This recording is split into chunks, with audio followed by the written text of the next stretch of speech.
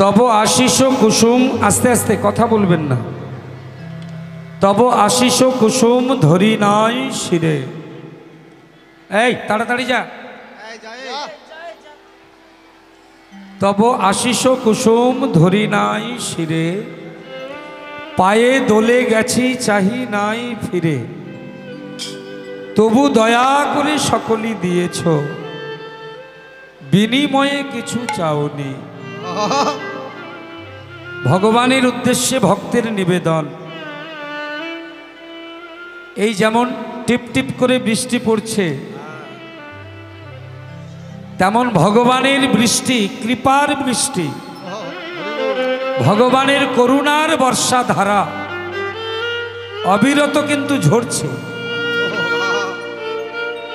আকাশের বৃষ্টি আপনারা চোখে দেখতে পাচ্ছেন, কিন্তু ভগবানের যে করুণার বৃষ্টি সেটা চোখে দেখা যায় না, সেটা অনুভব করতে হয়।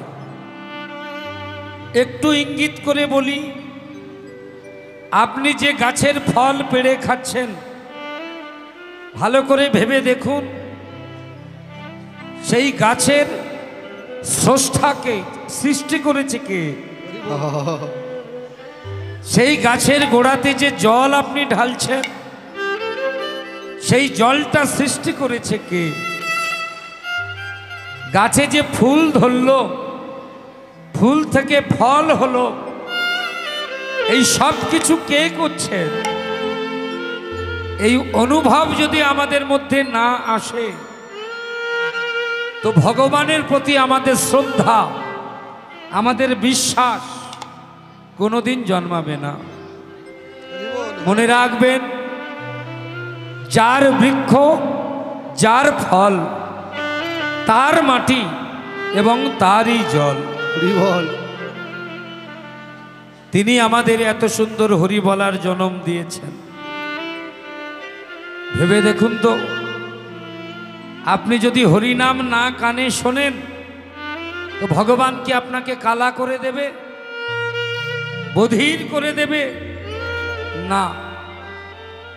এই বদনে যদি হরিনাম নাও করেন, ভগবান কি আপনাকে বোবা করে দেবে? দেবে না। আপনি যদি এই হাত দিয়ে ভগবানের চরণে সেবা না করেন, দুটি করে করতালি দিয়ে যদি তার নাম নাও করেন, তবু ভগবান আপনার কর্মশক্তি কেড়ে নেবে না, আপনার কর্মক্ষমতা কেড়ে নেবে না। সেই জন্য বলছেন, যা দিয়েছ তারে, তুমি যা দিয়েছ তারে, অযোগ্য ভাবিয়া কেড়েও তো কিছু নাওনি। আমি অকৃতি অধ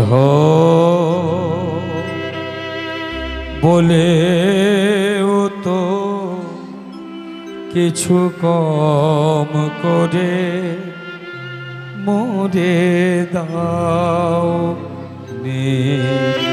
সবাই একটু হরিধ্বনি উলুধ্বনি করবেন। তাই ওর হরি হরিব।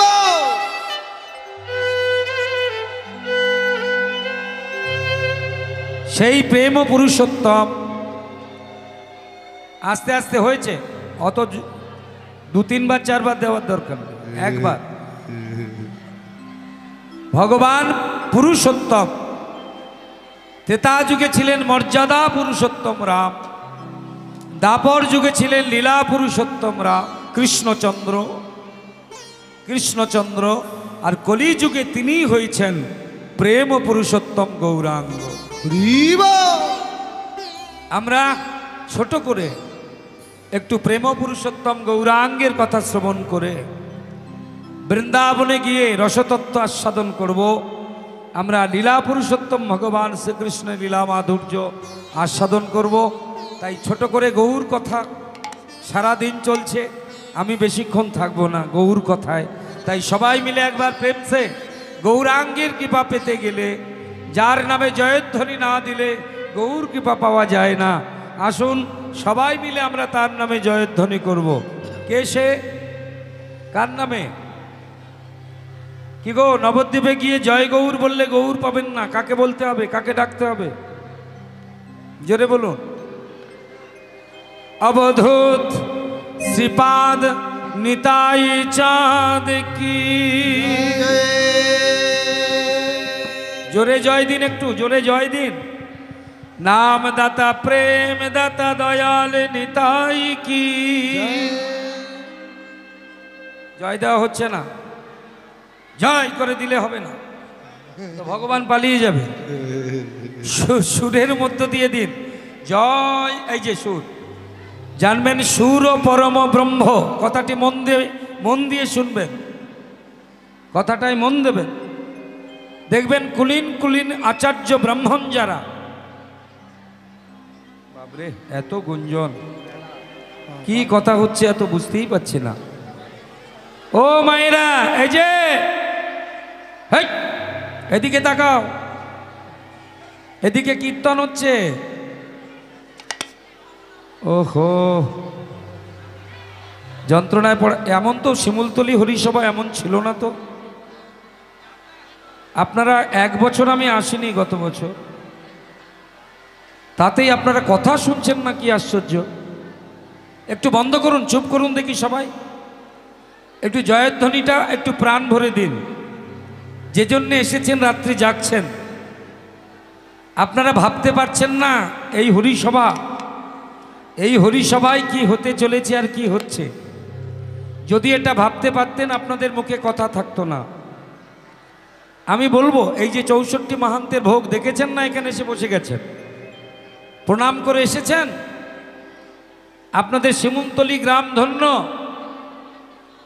বৈষ্ণবোচিত ভাবে, শাস্ত্র অনুমোদিত ভাবে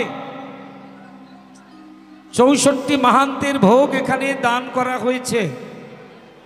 আপনারা জানেন না, যেখানে এমন বৈষ্ণবোচিত ভাবে 64 মাহান্তের ভোগ নিবেদন হয়, অনেক হরিবাসর কমিটি আছে, অনেক সম্প্রদায় আনে, অনেক দল আনতে পারে, কিন্তু ভগবানের ভোগের সময় দেখা যাবে 7খানা মালসা, আর গ্রামের মানুষ পয়সা দিলে তবে মালসা। কিন্তু আমি ধন্যবাদ দিয়ে ছোট করব না, আপনারা গ্রামবাসী বৃন্দের শুভ প্রচেষ্টায় আপনারা সবাই মিলে এখানে 64 মাহান্তকে আহ্বান করেছেন। আমি তার মহিমা তত্ত্ব আরো বলবো লীলার মধ্যে গিয়ে, গৌর লীলা গিয়ে। শুধু এখন এই কথাই বলবো, আপনারা সবাই মিলে একবার জোরসে সুরের মধ্য দিয়ে নিতাই চাঁদের জয়ধ্বনি করবেন।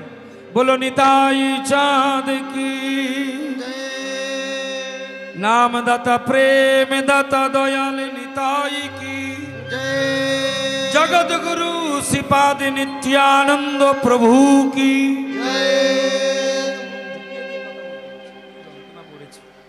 খুব সুন্দর। এইবার আমরা নিতাই গৌরের কাছে এলাম। জায়গাটি হচ্ছে শ্রীবাস অঙ্গন। একটু আগে শুনলেন না, মহাপ্রভু 4 জায়গায় থাকে। মহাপ্রভু 4টি জায়গায় অবস্থান করেন। একটা হচ্ছে শ্রীবাস অঙ্গন, একটি হচ্ছে শচী মায়ের রন্ধন, রাঘবের ভবন, আর নিত্যানন্দের নর্তন। নিত্যানন্দ যেখানে নৃত্য করে, যেখানে নাচেন, সেখানে আমার গৌরাঙ্গ বিরাজ করেন। শচী মায়ের রন্ধন, পুরীর রথযাত্রার সময় নবদ্বীপ থেকে, শচী মায়ের বাড়ি থেকে গৌরাঙ্গ বাড়ি যেটা বলা হয়, ওখান থেকে রান্না করে পাঠানো হয় পুরী ধামে মহাপ্রভুর কাছে। আর সেই শচী মায়ের রন্ধনের মধ্যে আমার মহাপ্রভু বিরাজ করেন। গৌরাঙ্গ বাড়ি জানেন তো নবদ্বীপে কোথায়? গৌর বাড়ি, যেখানে বিষ্ণুপ্রিয়া সেবিত পাদুকা রয়েছে, চরণ পাদুকা। ওখানকার মহাপ্রভু 2 হাত তুলে নেই। ওখানে যে মহাপ্রভু আছে 2টি হাত তোলা নয়। গৌর বাড়ির মহাপ্রভু একটি হাত তুলে আছেন আর একটি হাত এইভাবে আপনাদের আশীষ দান করতে, যে আমার চরণ এখানে আছে, তোমরা সেবা করো। ওই গৌর বাড়ি থেকে রন্ধন যায় প্রতি বছর, ওই সচিমায়ের রন্ধনের মধ্যে আমার মহাপ্রভু বিরাজ করেন। আর পুরীধামে আরেক জায়গা থেকে ঝালি যায়, রন্ধন করে অন্ন ব্যঞ্জন পাঠানো হয়, সেটা হচ্ছে রাঘবের ভবন। ওই রাঘবের ভবনে রাঘব যে রন্ধন করেন তার মধ্যেই আমার মহাপ্রভু। আর আছে শিবাস অঙ্গন আপনাদের গ্রামের মধ্যে, এই জায়গাটি এখন শিবাস অঙ্গনে পরিণত হয়েছে। এইখানে শিবাস অঙ্গনে 64 মাহাত্মের ভোগ দেওয়া হয়েছে। তাই এই সেই শিবাস অঙ্গন যেখানে আমার নিতাই নাচছেন, আমার গৌর নাচছেন। ভালো করে তাকিয়ে দেখুন। দক্ষিণে সে নিত্যানন্দ,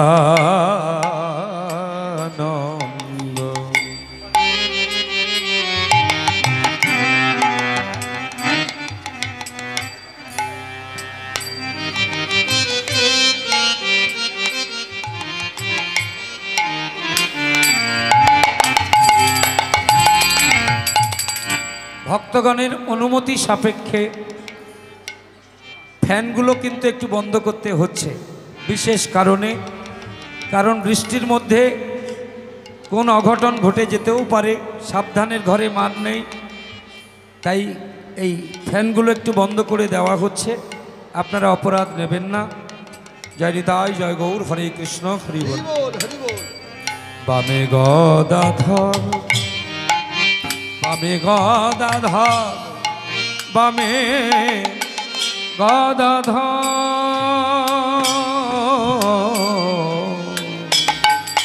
দক্ষিণে সে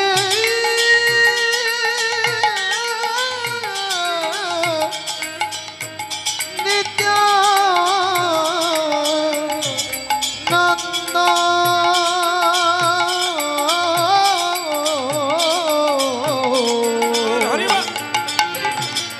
প্রভুর বামে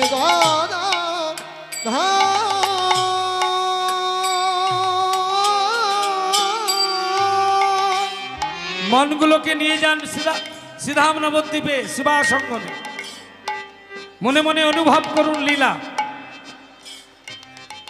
দক্ষিণে নিত্যানন্দ প্রভু নৃত্য করছেন, আর বামে আমার গদাধর। মধ্যাসনে নাচে আমার, নাচে আমার, নাচে আমার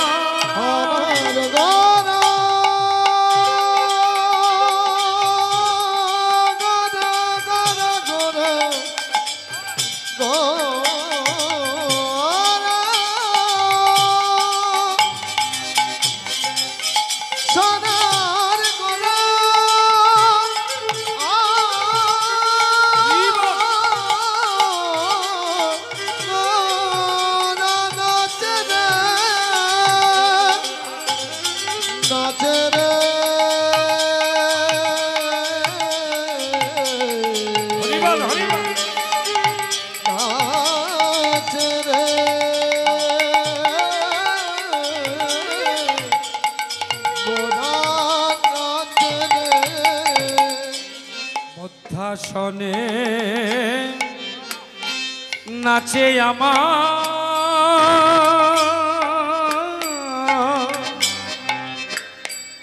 আমারে আমার গৌর, শুধু আমার গৌরাঙ্গ সুন্দরে, আমার গৌরাঙ্গ সুন্দরে, দেখো নাচে প্রাণ গোরা,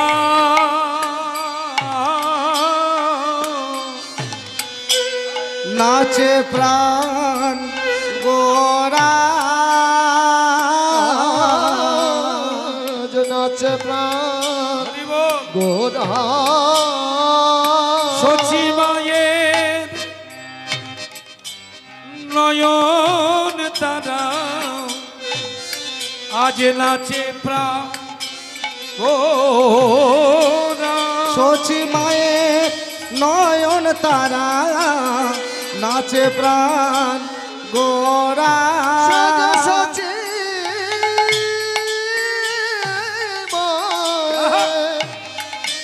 নয়ন তারা নাচে প্রাণ গোরা। আমার বিষ্ণু প্রিয়া, আমার বিষ্ণু প্রিয়া চিত চোরা নাচে। হরি বল। নাচার একটা পরিশ্রম আছে বাবু। ওই যে দক্ষিণে নিত্যানন্দ নাচছিলেন, বামে গদাধর নাচছিলেন, মাঝখানে আমার গৌরাঙ্গ। এই নাচতে নাচতে নাচতে নাচতে হঠাৎ নিত্যানন্দ প্রভু শিবাসঙ্গনে বসে পড়েছেন। চৈতন্য মহাপ্রভু গিয়ে প্রশ্ন করল, দাদা হরিনামে নৃত্য করতে করতে হঠাৎ তুমি বসে পড়লে কেন? নিতাই চাঁদ বলল, ভাই তুই তো জানিস আমার ঘন ঘন ক্ষুধা পায়, বারে বারে খেতে ইচ্ছা হয়, সবার থেকে আমার ক্ষুধা বেশি। কারণ কারণ কি? কারণ আমি নাচি বেশি, আমার পরিশ্রম বেশি, আমার ক্ষুধা বেশি। আমার বড্ড ক্ষুধা পেয়েছে দাদা। অনিমায় আমার বড্ড ক্ষুধা পেয়েছে ভাই। গৌর হরি বললেন, তোমার ক্ষুধা যখন পেয়েছে যাও তুমি সেবা করে এসো। ভক্তমণ্ডলী, আমার ভক্তিমতী মায়েরা, নিত্যানন্দ প্রভু যতদিন নবদ্বীপে ছিলেন কোথায় ছিলেন? নিত্যানন্দের বাড়ি তো নবদ্বীপে নয়। কি গো, নিত্যানন্দের বাড়ি কোথায়? জোরে বলবেন একটু। নিত্যানন্দের বাড়ি কোন জেলা? নদিয়া জেলা নয়, হাওড়া হুগলি বর্ধমান নয়। নিত্যানন্দের বাড়ি কোন জেলায়?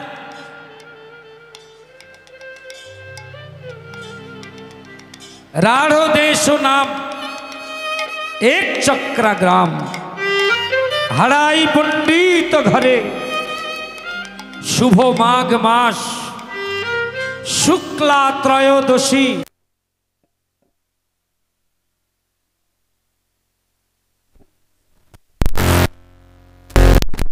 তবে নবদ্বীপের ছেলে তিনি, এখন নবদ্বীপের ছেলে। আর যদি বিচার তত্ত্ব বিচার করে যদি দেখেন তবে নিত্যানন্দের দুই জেলাতেই জন্ম। নদিয়া জেলাতেও জন্ম, বীরভূম জেলাতেও জন্ম। বলে একটা মানুষের দু জেলায় জন্ম হয় কি করে? মন দিয়ে শুনবেন। নিত্যানন্দ বীরভূম জেলায় জন্মেছিলেন, পদ্মাবতীর কোল আলো করে, হাড়াই পণ্ডিতের ঘরে, নাম ছিল কুবের। এদিকে জগন্নাথ মিশ্রের ঔরসে শচীমায়ের গর্ভ থেকে জন্ম নিল শচীমায়ের বড় ছেলে বিশ্বরূপ। এই বিশ্বরূপ যখন সন্ন্যাস গ্রহণ করলেন, মাধবেন্দ্র পুরী গোস্বামীর কাছে দীক্ষা নিলেন। দীক্ষা নেওয়ার পর বিশ্বরূপের নাম হয়ে গেল শঙ্করারণ্যপুরী। শঙ্করারণ্যপুরী। ভিক্ষা করতে করতে, দেশ পর্যটন করতে করতে, তীর্থ ভ্রমণ করতে করতে এই শঙ্করারণ্যপুরী মানে বিশ্বরূপ এসে পৌঁছে গেল বীরভূম জেলার এক চক্রা গ্রামে, হাড়াই পণ্ডিতের ঘরে। একটা বটবৃক্ষের তলায় বসলেন। এখনো সেই বৃক্ষটি এক চক্রা গ্রামে বিরাজ করছে। যে গ্রামের নাম এখন এক চক্রা নেই। আসতে অনেকে তারাপীঠ যায়, তারাপীঠ যাবেন, করজোড়ে বলবো। ওখান থেকে 9 কিলোমিটার দূরে এই বীরচন্দ্রপুর।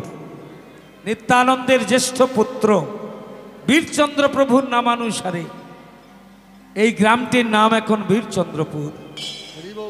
ওইখানে এলেন, পদ্মাবতীর কাছে বলল, মা আমি সেবা করব। মা পদ্মাবতী সেবার আয়োজন করে দিলেন। আপনারা পরম পরম বৈষ্ণব এবং ভক্ত নিশ্চয়ই জানেন, বাড়িতে যদি সাধুগুরু বৈষ্ণব সেবা করে, বাড়িতে যদি ব্রাহ্মণ সেবা করে, ভক্ত সেবা করে, ওই সেবার পরে ব্রাহ্মণ বৈষ্ণব সাধুগুরু বৈষ্ণব এবং ভক্তের হাতে বা করে ভোজনের পরে দিতে হয় দক্ষিণা। গুরুকে সেবা দিয়ে, ব্রাহ্মণ বৈষ্ণবকে সেবা দিয়ে যদি দক্ষিণা না দেন, এত মুখ লাগিয়ে কথা বলা যায়, যদি দক্ষিণা না দেন তাহলে জানবেন ভোজন সার্থক হলো না। ওই দক্ষিণা দিতে হয় যার নাম ভোজন দক্ষিণা। শঙ্করারণ্যপুরী বলেছিল, মা তুমি আমাকে ভোজন দিয়েছ, আমাকে সেবা দিয়েছ, দক্ষিণা দাও। পদ্মাবতী বলেছিল, বাবা বলো কি চাই তোমার? সোনাদানা মণিমাণিক্য তোমার কি চাই? তন্ডুল বস্ত্র তোমার কি চাই? শঙ্করারণ্যপুরী বলেছিলেন, মা আমি সন্ন্যাসী, আমি সন্ন্যাসী, আমার কিচ্ছু প্রয়োজন নেই, না সোনাদানা মণিমাণিক্য, না টাকা পয়সা। তবে মা দক্ষিণা যদি দিতে হয়, আমি তোমার কাছে আঁচল পেতে দাঁড়ালাম। তোমার পুত্র কুবের, ওই কুবেরকে তুমি আমায় দক্ষিণা দিয়ে দাও। সন্ন্যাসী, সন্ন্যাসী, আমার 7 রাজার ধন এক মানি, 10 মাস 10 দিন যাকে আমি গর্ভে ধারণ করেছি, 32 নারী ছিন্ন করে জগৎ সংসারে যাকে আমি জন্ম দিয়েছি, বুকের দুগ্ধ দিয়ে, স্নেহ মায়া মমতা দিয়ে যে সন্তানকে আমি প্রতিপালন করেছি, তিল তিল করে বড় আশা বুকে নিয়ে যে ছেলেকে আমি মানুষ করেছি, সন্ন্যাসী সেই সন্তানকে তুমি দক্ষিণা স্বরূপ নিতে চাও? কুবের মায়ের গলা জড়িয়ে ধরে সেদিন বলেছিল, মা এই যে তুমি বলছো আমি তোমার ছেলে, তুমি আমার মা, আমি তোমারই গর্ভে জন্মেছি, তুমি আমার গর্ভধারিণী, তাই আমি তোমাকে শিক্ষা দিচ্ছি না মা। একটা কথা মন দিয়ে শুনে রাখো মা, হরি নাম সত্য, আরে গুরু নাম সত্য, সম্বল করো পথের সার। শোনো মা, পৃথিবীতে আত্মীয় স্বজন, বন্ধু বান্ধব, স্ত্রী পুত্র পরিজন এগুলো সত্য নয়, সব মিথ্যা, সব মিথ্যা। শুধু জগতে 2টি সত্য বস্তু আছে, একটা হচ্ছে হরিনাম আর একটা হচ্ছে গুরু কৃপা, গুরু নাম। হরিনাম সত্য, গুরু নাম সত্য, সম্বল করো পথের সার। হরি নাম সত্য, গুরু নাম সত্য, সম্বল করো পথের সার। সত্য, গুরু নাম সত্য, সম্বল করো পথের সার। মাগো তুমি আমাকে তোমার বাৎসল্য রসের বন্ধনে বেঁধে রাখতে চাইছো, তুমি জানো না মা, ওই সন্ন্যাসীর সঙ্গে যদি আমি যেতে পারি তবে আমিও ধন্য হব। সেই সঙ্গে শুধু তুমি নয়, বাবা নয়, আমার 14 পুরুষ ধন্য হয়ে যাবে। আর জগতে এই যে তুমি আমার যে স্নেহের বন্ধনে বেঁধে রাখতে চাইছো, এর নাম কি জানো মা? এর নাম হচ্ছে মায়া। এই মায়াবদ্ধ জীব আমরা। একবার ভেবে দেখো তো মা, ভবে এসেছি একা, এভাবে এসেছি একা একা, আরে যেতে হবে একা। ভবে এসেছি একা, যেতে হবে একা। এসেছি একা, যেতে হবে একা। ভবে এসেছি একা, যেতে হবে একা। সঙ্গের সাথী কেউ হবে না তোমার। হরিনাম সত্য, গুরু নাম সত্য, সম্বল করো পথের সার। হরিনাম সত্য, গুরু নাম সত্য, সম্বল করো পথের সার। ভবে এসেছি একা, আমার স্ত্রী, আমার ছেলে, আমার মেয়ে, আমার বন্ধু বান্ধব কত আদর করে, কত বিশেষণ যুক্ত করে। তুমি আমার ওগো, তুমি আমার প্রাণ, তুমি আমার জান, তুমি আমার চাঁদ, তুমি আমার সূর্য, তুমি আমার আলু, তুমি আমার পটল, তুমি আমার উচ্ছে, তুমি আমার ঝিঙে। কি ভালোবাসা যখন বিনিময় হয় তখন কত কথা কয়, কিছু মনে করবেন না।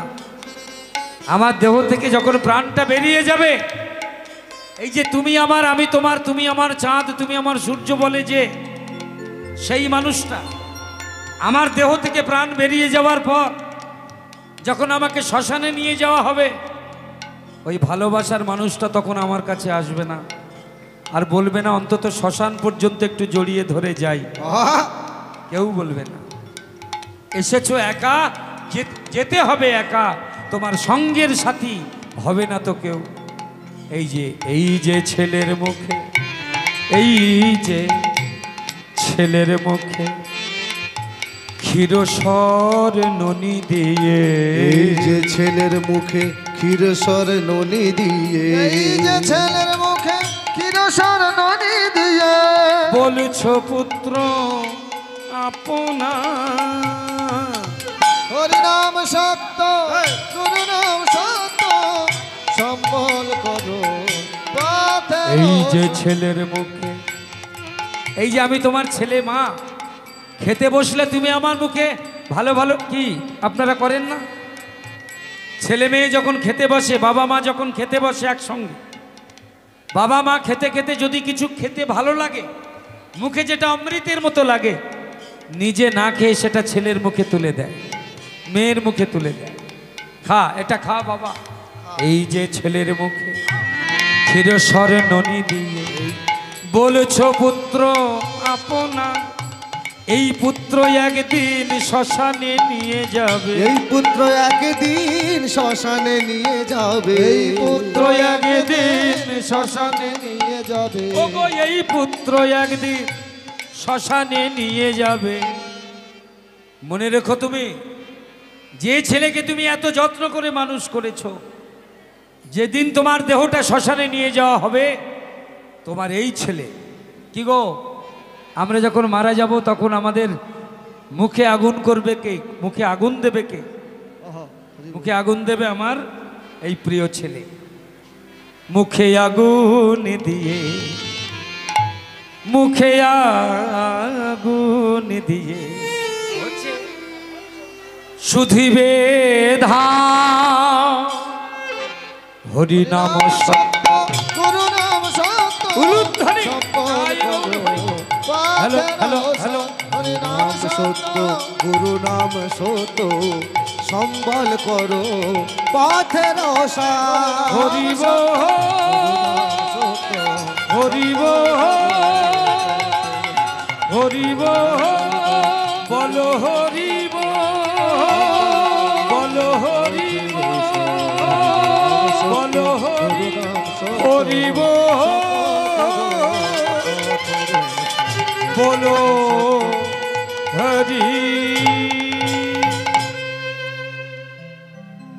জগতের বুকে একমাত্র হরিনামই হলো সত্য। মা, তুমি আমার বাধা দিও না।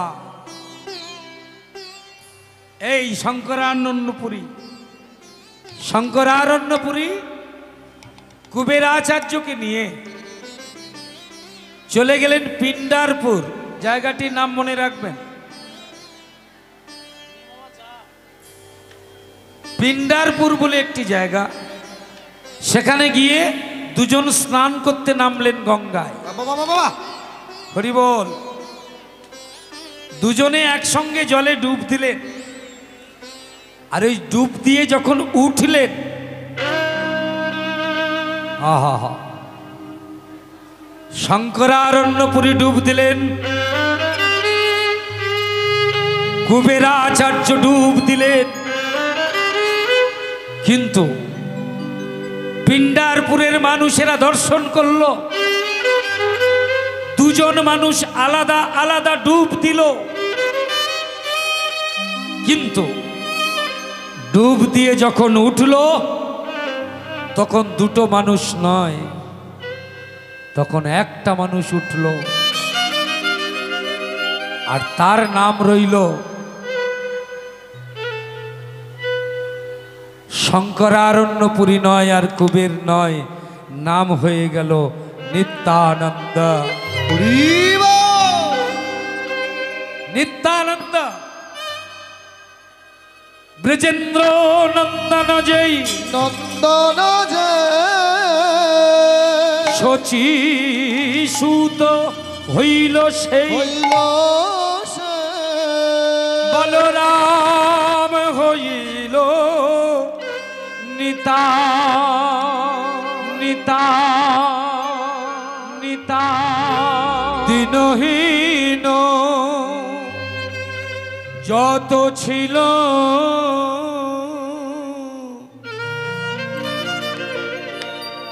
হরিনামে উদ্ধারিল উদ্ধারিল উদ্ধারিল তার সাক্ষী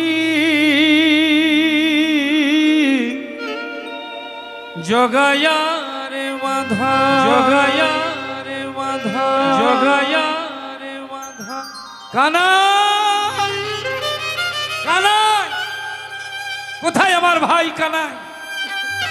বলরাম ভাবে বিভোর নিত্যানন্দ কানাই কানাই কানাই কানাই বলে ছুটতে ছুটতে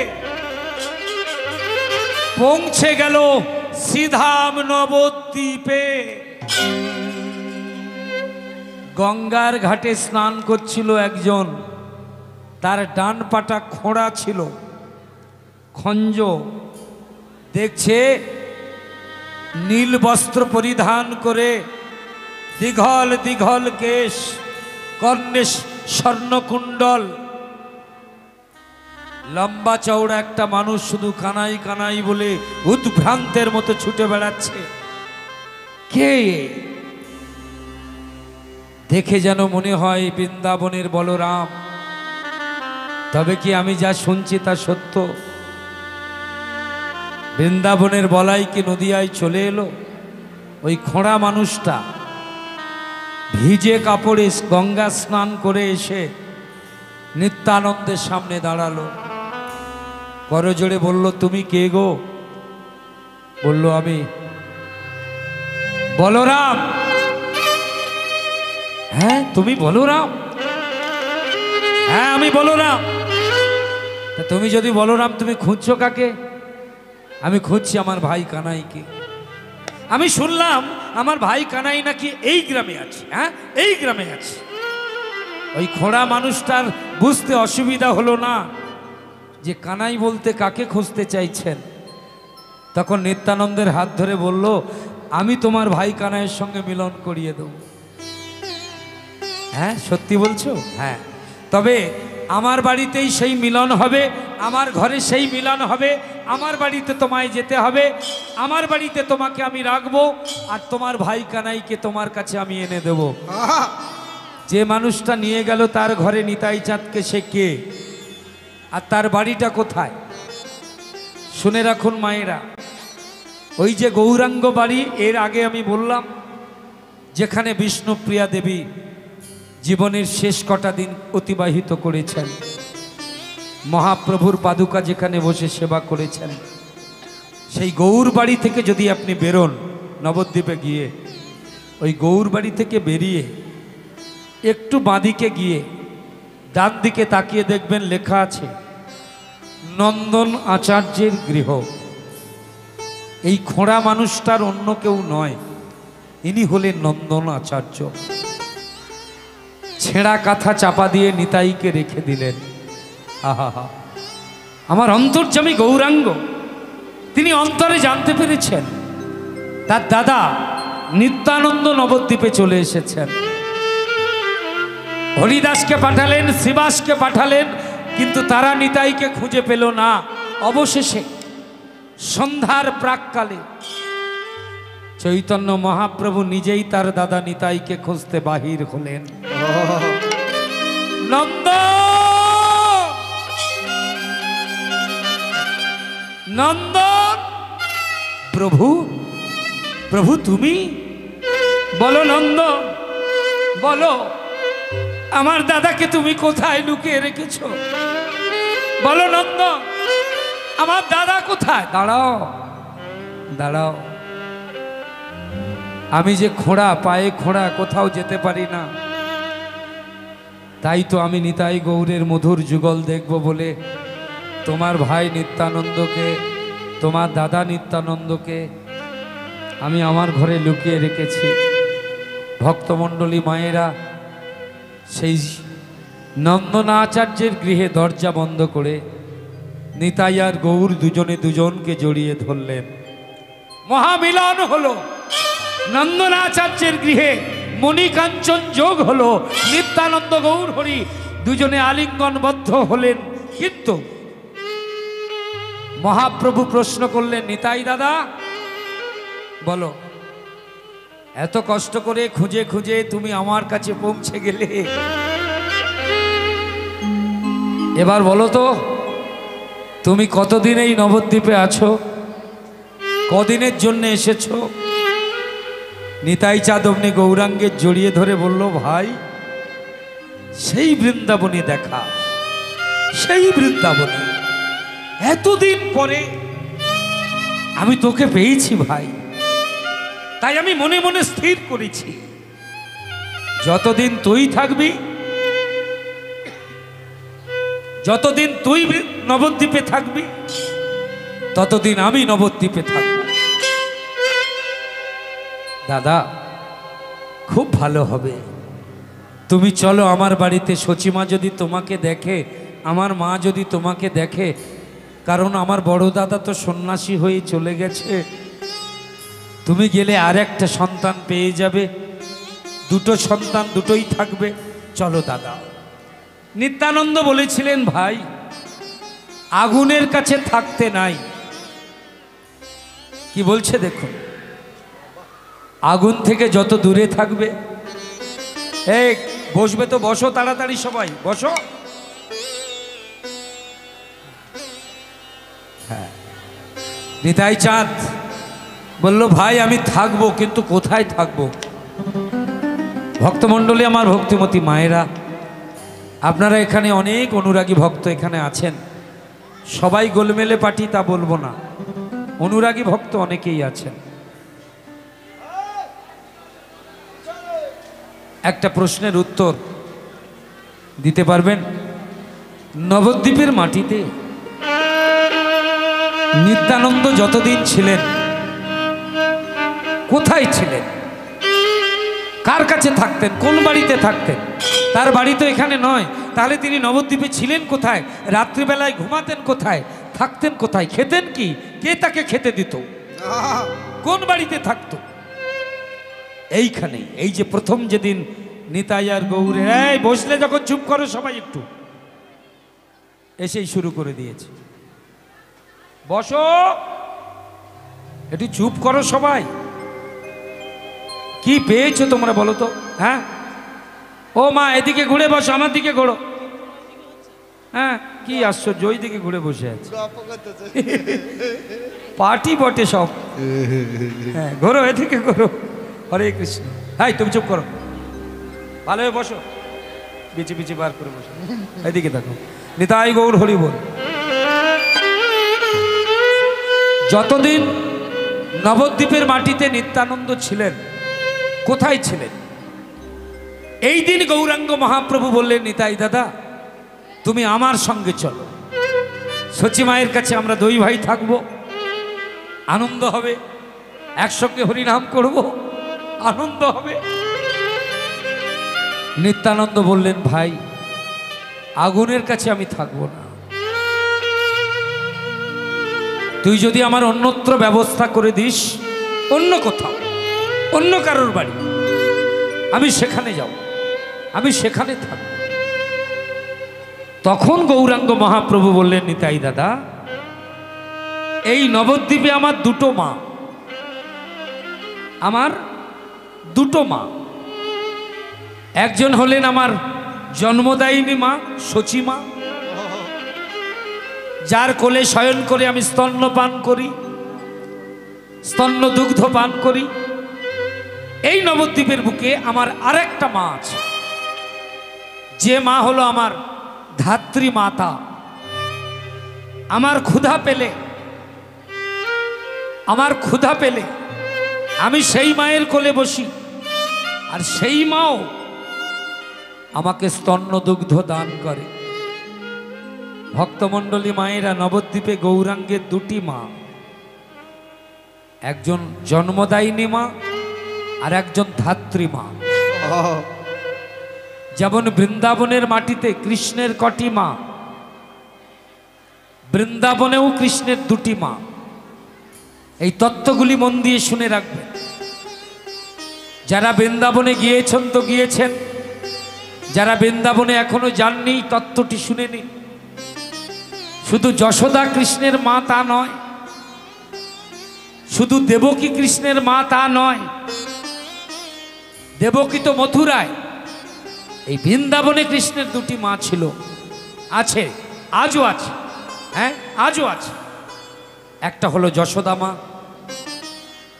এই যশোদা ছাড়াও ভগবান শ্রীকৃষ্ণ বৃন্দাবনের মাটিতে আরেকজনের স্তন্য দুগ্ধ পান করেছিলেন। যশোদা ছাড়াও ভগবান কৃষ্ণ আরেকজনের স্তন পান করেছিলেন। তিনি কে? আজও বৃন্দাবনের মাটিতে ষষ্ঠী তিথিতে ডালা সাজিয়ে বৃন্দাবনের ব্রজবাসিনীরা আমার ভগবান কৃষ্ণের সেই মায়ের পুজো করে। কোনোদিন যদি ষষ্ঠী তিথিতে বৃন্দাবনে থাকেন, কৃষ্ণের যে পিতৃ আলয় নন্দরাজার বাড়ি, জায়গাটির নাম হচ্ছে নন্দগাঁও। কি বললাম? নন্দগাঁও। ওই নন্দগাঁওয়ে চলে যাবেন ষষ্ঠী তিথিতে সকালবেলায়, গিয়ে দেখবেন বৃন্দাবনের ব্রজবাসীরা লাইন দিয়ে সারিবদ্ধভাবে, আপনারা যেমন দুর্গাপূজা কালী পূজার ডালা সাজিয়ে মন্দিরে যান, তেমন বৃন্দাবনের ব্রজবাসীরাও এইভাবে ডালা সাজিয়ে পুজো করে। কাকে? কৃষ্ণের ধাত্রী মাতা। কে তিনি? যশোদা ছাড়াও তার স্তন্য তিনি পান করেছিলেন। আপনারা তাকে চেনেন, এই মুহূর্তে হয়তো ভুলে গেলেন, আমি একটু মনে করিয়ে দিচ্ছি। যশোদার স্তন পান করেছেন গোবিন্দ, আর একজনা স্তন পান করেছেন। তবে গোবিন্দকে স্তন দিতে আসতে গিয়ে তিনি একটা অপরাধ করে ফেলেছিলেন। ভগবান কৃষ্ণকে স্তন দেওয়ার আগে তিনি একটা অপরাধ করেছিলেন। কি? ভগবানকে কোলে নিয়ে স্তন পান করাবার আগে তার স্তনে তিনি বিষ মাখিয়ে এনেছিলেন। কি গো, কি নাম? জোরে বলুন, জোরে বলুন। পুতনা শব্দের অর্থ কি? পুত মানে পুণ্য, পুত মানে পুণ্য, আর না যার মধ্যে পুণ্যের লেশ মাত্র নাই, রাক্ষসী পুতনা। পুতনা রাক্ষসী, কিন্তু বৃন্দাবনে গিয়ে যদি আপনারা বলেন পুতনা রাক্ষসী, তাহলে ব্রজবাসিনীরা না ওই বৃন্দাবন থেকে আপনাকে তাড়িয়ে দেবে। কারণ বিশ্বাসটা কোথায় দেখুন। আমরা বলি কংসের বোন পুতনা রাক্ষসী, আর ব্রজবাসীরা কি বলে জানেন? ব্রজবাসীরা বলে আমাদের নন্দসুত, আমাদের নন্দলালা, আমাদের গোপাল যার স্তন পান করেছে সে কোনোদিন রাক্ষসী হতে পারে না। মানবী হোক আর দানবী হোক, কৃষ্ণ যখন স্তন পান করেছে তবে সে কৃষ্ণের মা, সেটা হলো ধাত্রী মা, ধাত্রী মাতা। আর সেদিন ভগবান কৃষ্ণ বলেছিলেন, হে পুতনা, মাগো, যদিও কংসের আদেশে আমাকে মারবার জন্যে তুমি মথুরা থেকে এলে বৃন্দাবনের মাটিতে, সুন্দরী রমণীর সাজে সুসজ্জিতা, আমাকে কোলেও নিলে, কিন্তু মা, তুমি যদি আমাকে স্তন পান করাবে তবে স্তনে কেন তুমি বিষ মাখিয়ে এলে মা? কেমন মা তুমি? হ্যাঁ, কেমন মা? মা কোনোদিন সন্তানের দুগ্ধ পান করাতে স্তনে বিষ মাখায়? তবে শোনো পুতনা, তুমি যখন স্তনে বিষ মাখিয়ে আমাকে মারবার জন্য এসেছ,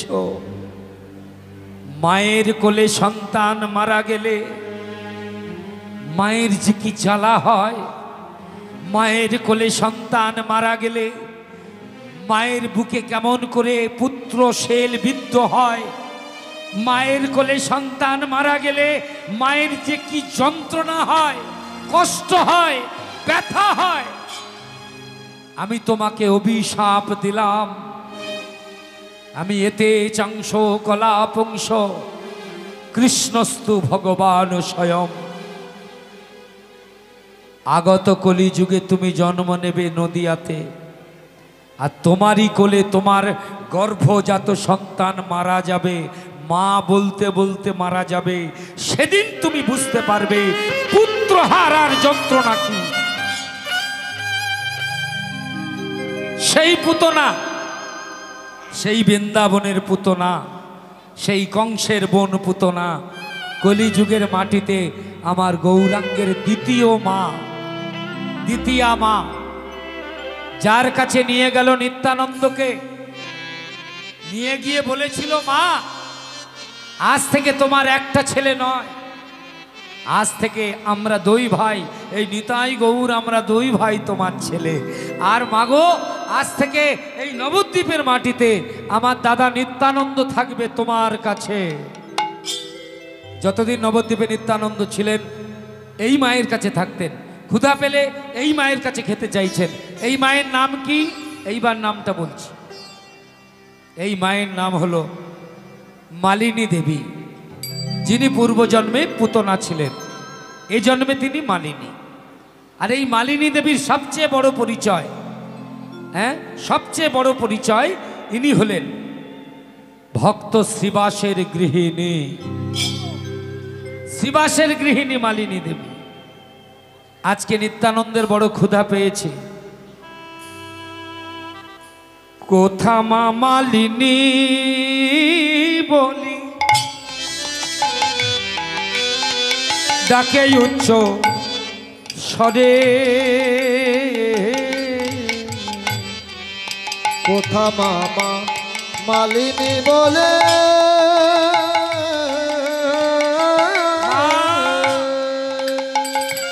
মাগো, আমার খেতে দাও। ডাকে উচ্চ স্বরে, কোথা মা মালিনী, মালিনী, মালিনী বলি নিতাই আমার, নিতাই আমার, নিতাই আমার ডাকে উচ্চ স্বরে।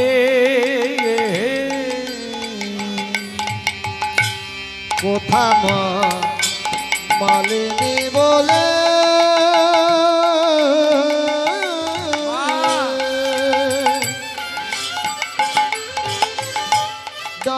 বলে উচ্চ স্বরে পুত্র শোকা শোকাতুরা মাতা শোকাতুরা মাতা শোকাতুরা মাতা কাঁদেছে অন্দরে পুত্র শোকাতুরা মাতা কাঁদেছে অন্তরে বলে হায় হায় আমার কি বা হলো হায় হায় আমার কি বা হলো বলে হায় হায় আমার কি বা হলো আমার সোনার মানিক সোনা মানিক কোথা গেল হায় হায় আমার কি বা হলো আমার সোনার মানে কোথা গেল হায় হায় আমার কি বা হলো আমার সোনার মানিক কোথা গেল এই তো কথা কইতেছিল সোনার তাই মানিক গো হরিব এই তো কথা কইতেছিল সোনার মানিক কোথায় গেল এই তো কথা কইতেছিল সোনার মানিক কোথায় গেল বলে হায় হায় হায় আমার কি বা হলো পুত্র শোকা তোরা মাতা কাঁদিছে অন্তরে পুত্র শোকা তোরা মাতা কাঁদিছে অন্তরে আমি যেদিনের কথা স্মরণ করছি ভক্তমণ্ডলী মায়েরা কৃষ্ণের অভিশাপে সেই দিন মালিনীর একমাত্র পুত্র শিশু পুত্র মালিনীর কোলেই মারা গেলেন। প্রশ্ন হলো এ জগতে ছেলে বলুন আর মেয়ে বলুন শুধু মায়ের নয়, মায়ের সম্পদ নয়, ছেলে মেয়ে মায়েরও অধিকার যেমন ছেলে মেয়ের প্রতি বাবারও অধিকার তেমন। আচ্ছা বলুন তো মায়েরা, সন্তান যদি মারা যায় মায়ের কোলে অভিশাপ দিয়েছিল কৃষ্ণ তাই মারা গেল, কিন্তু বাবা কি অপরাধ করেছিল? শ্রীবাস পণ্ডিত সে কেন সন্তান হারা হলো? করেছিল, হ্যাঁ অপরাধ করেছিল কে? এই শ্রীবাস। এই শ্রীবাস পূর্বজন্মে যেমন এই শ্রীবাস গৃহিণী মালিনী ছিলেন রাক্ষসী পুতনা, তেমন এই কলিযুগে শ্রীবাস পণ্ডিত যিনি ইনি পূর্বজন্মে ছিলেন ব্রহ্মার নন্দন নারদ মুনি। ব্রহ্মার পুত্র নারদ, এই ব্রহ্মা জন্ম নিয়েছিলেন ক্ষীরোদশায়ী বিষ্ণুর নাভি কমলে। ছবিটা বাজারে কিনতে পাওয়া যায়, বাজারে ছবিটা কিনতে পাবেন। দেখবেন একটা সমুদ্রের মাঝখানে একটা সাপের লেজের বিছানার উপর একটি সর্প লেজ দিয়ে বিছানা নির্মাণ করেছেন, আর সেই সাপের লেজের বিছানায় ক্ষীরোদ সমুদ্রে ভাসমান ভগবান বিষ্ণু, ক্ষীরোদশায়ী বিষ্ণু। ওই ছবিতে দেখবেন ওই ক্ষীরোদশায়ী বিষ্ণুর নাভি কমল থেকে একটা পদ্ম ফুল উঠে গেছে। লক্ষ্য করুন এদিকে, এই যে পদ্মের নাল, নাল বলে তো ওটাকে, ডাঁটা, এই পদ্মের নালের ভিতরটা পেঁপের ডাঁটার মতো ফাঁপা।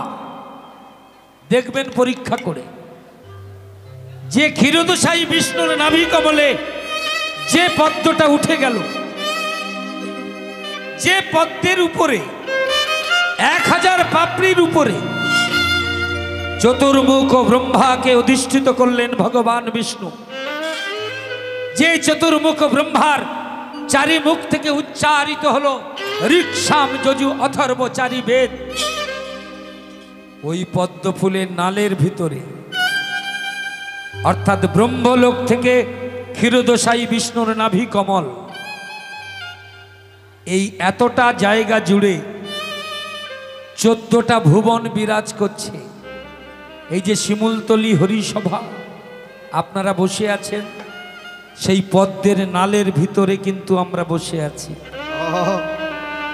একদম পদ্মের নালের মাঝামাঝি আমরা বসে আছি।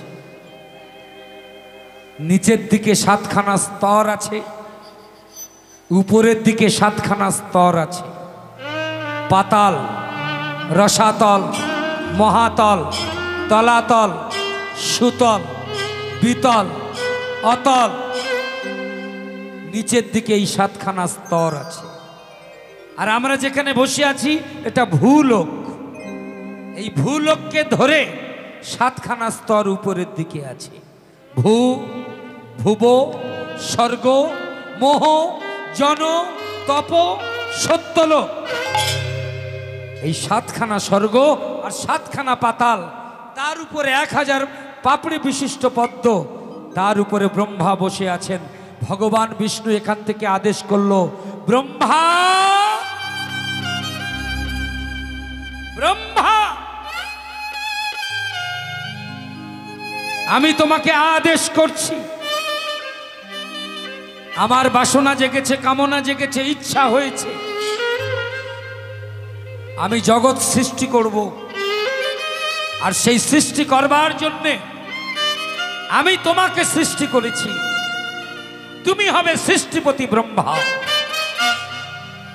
তুমি সৃষ্টি করো, সৃষ্টিকর্মে মন নিবেশ করো। তোমার বামে দিয়ে দিলাম নারী সাবিত্রীকে। সাবিত্রীকে বিবাহ করলেন ব্রহ্মা। আস্তে আস্তে আস্তে ব্রহ্মার ঔরসে সাবিত্রীর গর্ভে পর পর 4টি ছেলে জন্ম নিয়েছিল। সৃষ্টি তত্ত্বটা ভালো করে মন দিয়ে শুনে রাখুন। ব্রহ্মার ঔরসে সাবিত্রীর গর্ভে ভগবানের নির্দেশে 4টি ছেলে জন্মেছিলেন। সেই 4টি ছেলের নাম দন্তেশ্ব দিয়ে রাখা হয়েছিল। সনক, সনন্দ, সনাতন, সনত কুমার। আবার বলি, সনক, সনন্দ, সনাতন, সনত কুমার। এই 4টে ছেলে যখন জন্ম নিলেন, ব্রহ্মা তাদের কাছে ডাকলেন, পুত্রগণ, বলো পিতা, শোনো, আমি তোমাদের আদেশ করছি। কি আদেশ পিতা? আমি তোমাদের আদেশ করছি, তোমরা বিবাহ করে সংসার করো। আমি তোমাদের মাকে বিবাহ করেছি,